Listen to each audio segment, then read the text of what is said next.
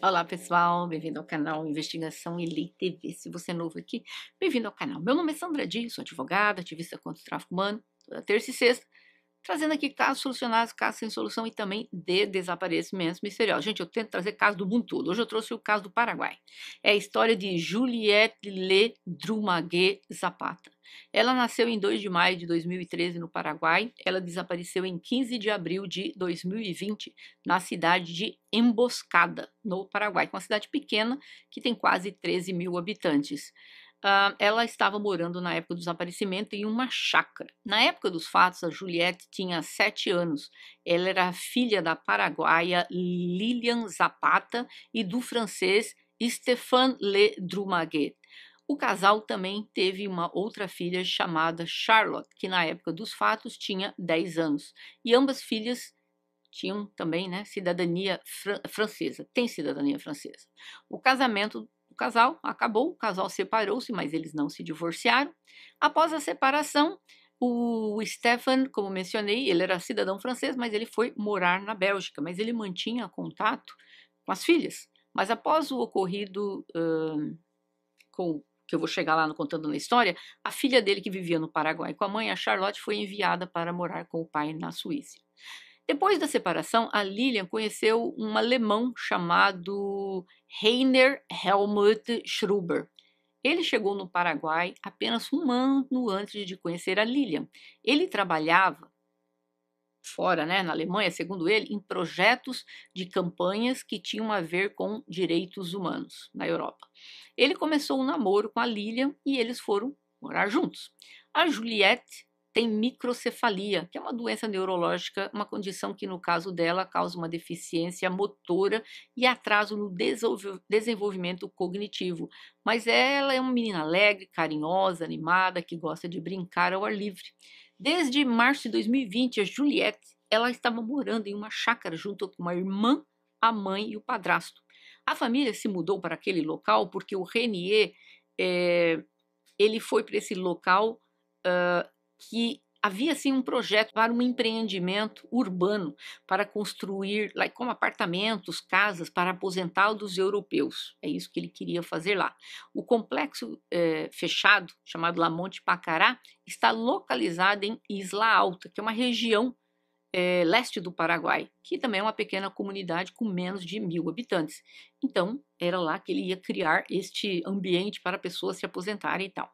Em 16 de abril de 2020, a Juliette desapareceu sem deixar rastro, enquanto ela estava na propriedade. Na propriedade, haviam 2 outros trabalhadores, e a mãe da Juliette, a irmã e ela. Pelo noticiado nos jornais, quem acionou a polícia foi a escola, porque a Juliette não apareceu na escola no dia anterior. Estranho que foi somente naquele momento que a mãe resolveu relatar o desaparecimento da filha, 24 horas depois.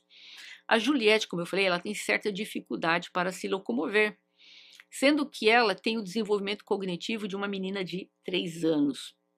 Segundo a mãe, por volta das 9h30 da manhã, a Juliette brincava lá fora.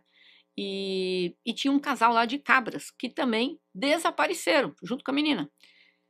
Ela disse que ao não encontrar a filha, ela pediu ajudas para os vizinhos, mas ela não, por isso que ela não notificou a polícia. Gente, sua filha some, primeira coisa que você faz, você chama a polícia. Você não chama a polícia depois de 24 horas e diz, eu não chamei porque eu estava procurando na casa dos vizinhos. Me poupe. A polícia foi ao local com cães treinados para fazerem a busca e tal. Eles pensaram inicialmente que as cabras talvez fugiram e ela foi atrás das cabras.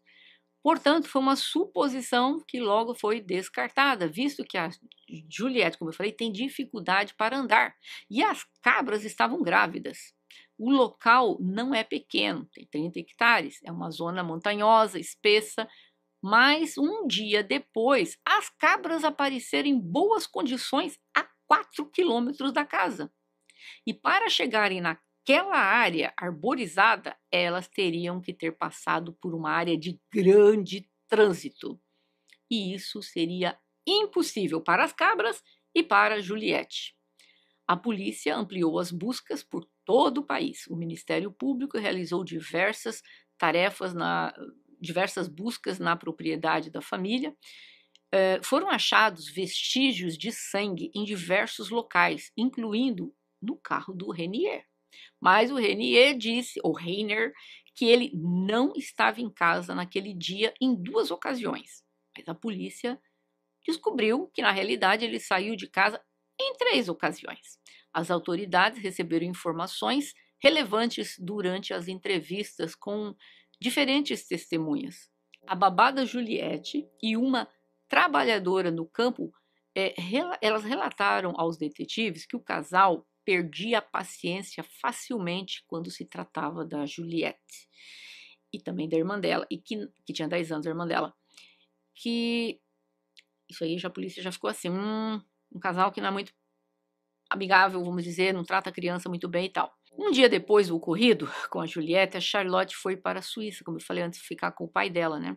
Pai biológico. Nas buscas foram encontradas um calçado esportivo, uma toalha, um cobertor que continha sangue. Algo que chamou a atenção é de que um computador havia desaparecido da casa.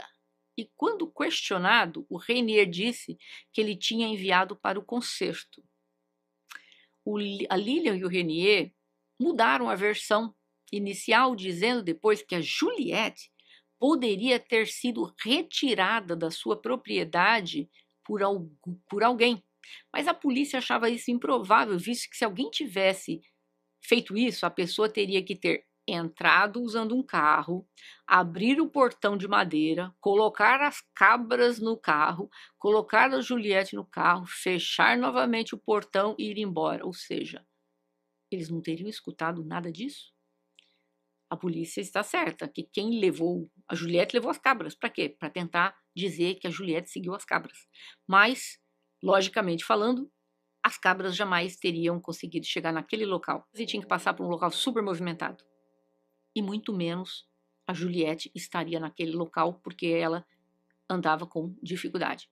Os inspetores, os investigadores, eles acusaram a mãe e o padrasto por não fornecerem cuidados a uma menina que necessitava supervisão.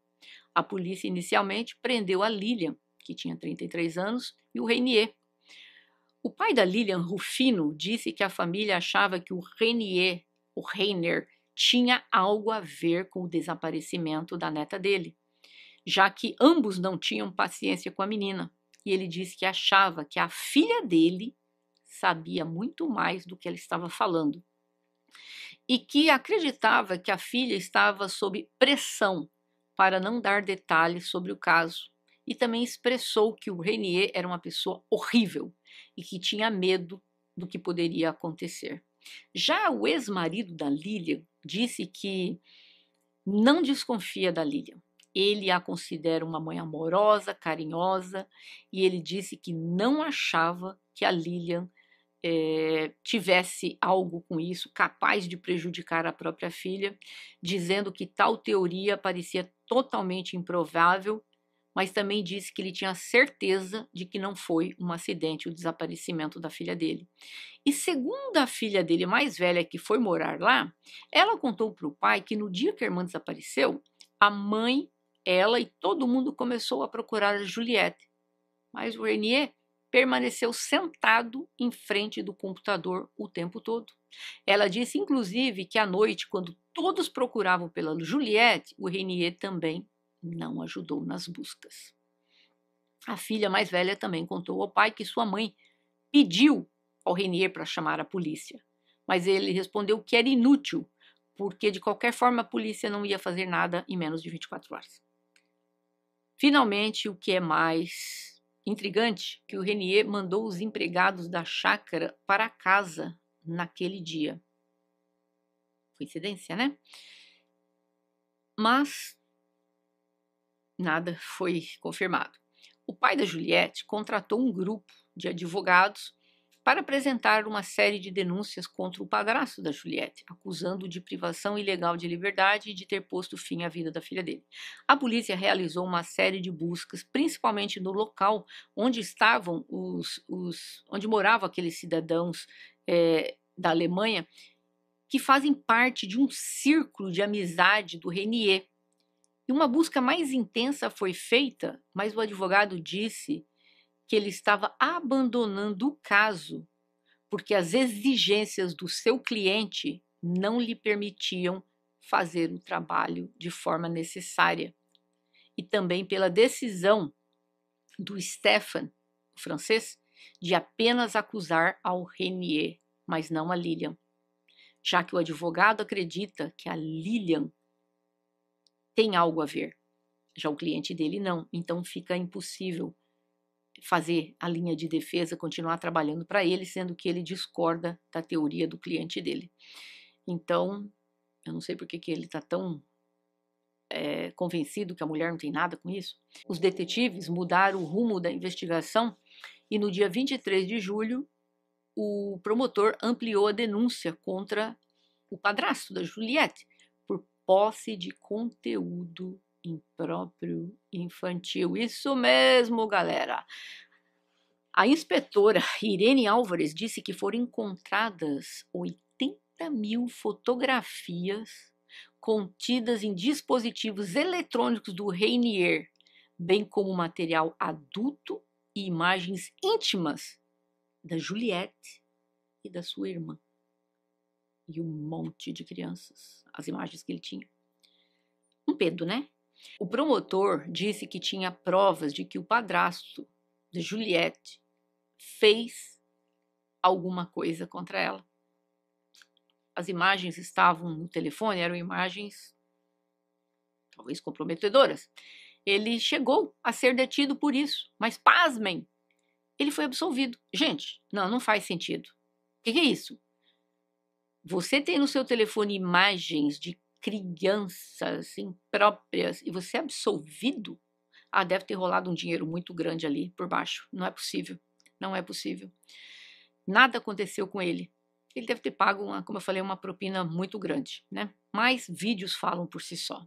Em 17 de março de 2021, o Reiner ofereceu uma recompensa de $44.000 em troca de pistas sobre a Juliette. Ele insiste na inocência dele e ele chegou a dizer que deveriam investigar o pai da Lilian. O pai dela reagiu isso de uma forma absurda, né? O que é isso? Porque o pai dela tem certeza que ele fez alguma coisa. Agora já ele acusa o pai dela, dizendo que o pai dela que deve ter sumido com a menina, né, com a neta, tal. E só que o avô da Juliette, ele disse que havia meses já que ele havia perdido contato com a filha dele, porque propriamente o tal do alemão lá, ele isolava a filha dele. Então ele já não estava tendo contato com a filha. Agora, o Tribunal de Apelações ordenou a liberdade da Lilian da prisão dela em dia 24 de setembro de 2021, mas a condenou a passar 6 anos de prisão por abandono da filha dela. Mas ela foi libertada enquanto aguardava o recurso interposto pelo advogado dela. O Renier já foi absolvido da ação de abandono, que ele não seria responsável por isso. Mas ainda ele enfrentou acusações relacionadas à posse do conteúdo, né, de menores explícito, que também não deu em nada. A Lilian teve a sua liberdade provisória rescindida e ela foi condenada a mais 2 anos de prisão, após ser considerada culpada de desacato a uma ordem judicial e pela sua recusa em fazer um teste de DNA, com o qual se pretendia determinar se os vestígios de sangue encontrados durante as investigações correspondiam à filha dela ou não. Mas como assim, gente? Ela se recusa a fazer um exame desse e não tem nada na lei que a força a fazer o exame de qualquer jeito? Pelo visto, não. Porque, como ela não desacatou a ordem, então ela pegou 2 anos a mais por isso. Mas por que uma mãe negaria fazer um exame dessa forma, para determinar? E também foi pedido um exame toxicológico, né, na época lá, para saber se ela tinha consumido entorpecentes e tal, e ela também negou tudo. Ela disse que o corpo é dela e ela não ia dar consentimento para teste algum. Para mim, somente uma pessoa culpada se nega a uma coisa dessa. Eu me pergunto se o ex-marido dela, ele tá sabendo dessas coisas, porque qualquer pessoa em sã consciência ia falar: "Espera aí, meu filho, tem uma coisa errada com ela, né? Ela não quer fazer exame toxicológico, ela não quer fazer exame de DNA, e por que não?". Agora, o estranho, né? No telefone da Lilian e no telefone do alemão foram encontradas também umas imagens satânicas. Em 31 de maio de 2022, uma menina apareceu nas ruas do Equador. Ela tem as mesmas características da Juliette. As autoridades da Suíça também estão envolvidas no caso e eles disseram que acreditam que a menina do vídeo é a Juliette, mas não deram mais detalhes para proteger a investigação. Realmente a menina se parece muito com ela, né? Mas tem tanta criança que se parece uma com a outra, não sei. A filha mais velha, a Charlotte, após visitar a mãe no Paraguai, ela foi detida pelas autoridades quando estava para retornar para a Europa. É que o que aconteceu? Os funcionários afirmaram que documentos da Juliette foram encontrados com a Charlotte sendo levado para a França. E por quê?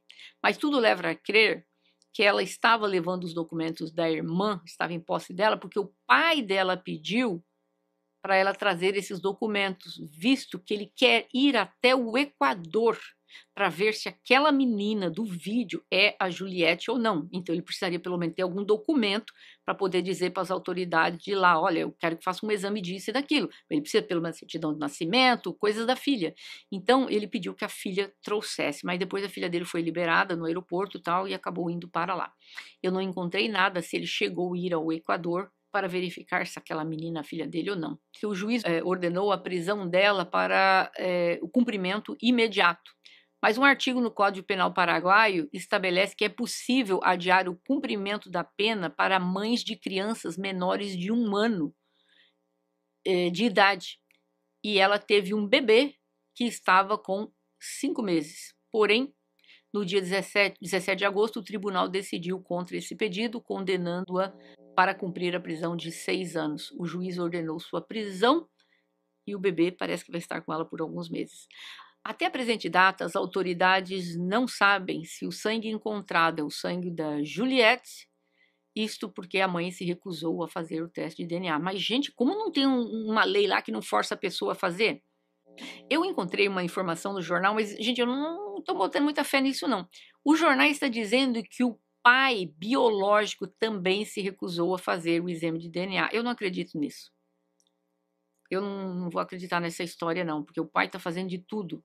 E ele estava lá na Suíça, ele está se matando aqui para tentar descobrir. Estou achando que isso pode ser só fofoca de jornal, né? Talvez não seja verdadeira essa informação. Ele parece muito preocupado com a filha dele, né? Então, como eu falei, esse negócio do exame de DNA dele, eu não acredito, não. Mas, enfim, o que se sabe até agora é que a menina sumiu. Tudo leva a crer que o Renier tem alguma coisa com isso? Tem. Leva a crer que a mulher também tem, mas não existe prova material. E as provas circunstanciais encontradas não são suficientes para colocá-lo na cadeia.